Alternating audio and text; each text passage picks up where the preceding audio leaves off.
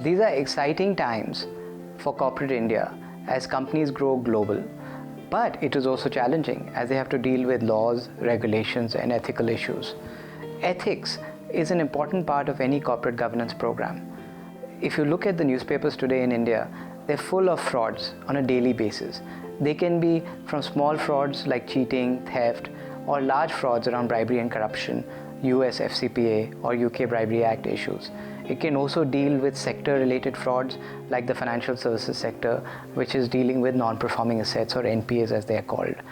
The jury's out there. Are these NPAs because of fraud or are these NPAs because of bad business decisions? You also have issues in other sectors like the pharmaceutical industry, which is facing issues around data integrity or US FDA audits. There are other issues in other sectors like IT sector, etc. Most sectors in India are currently facing these ethical challenges. However, the number of issues they are dealing with requires a huge pool of trained professionals who are trained to be forensic investigators or fraud investigators as they're called. Today, cases are becoming extremely complicated.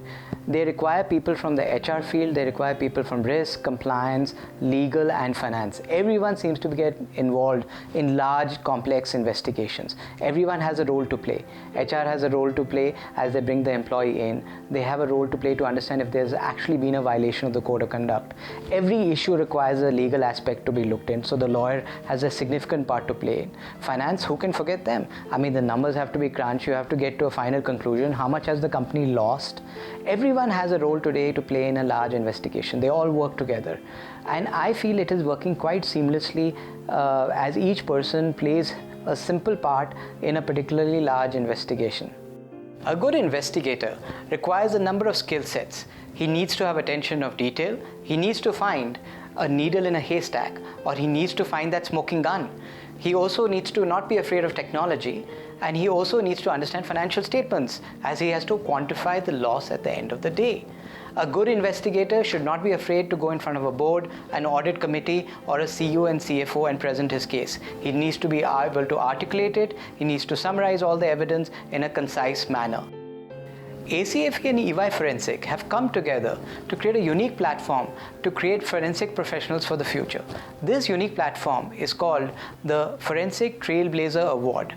This award is an open and honest process of getting the best forensic minds together to compete. This will hopefully create a huge pool of forensic resources for the future, which companies and the country need to grow to the next level in a good and ethical way. Do you have an analytical mind? Are you skeptical? Do you really have it in you to be the first forensic trailblazer? What are you waiting for? Register now.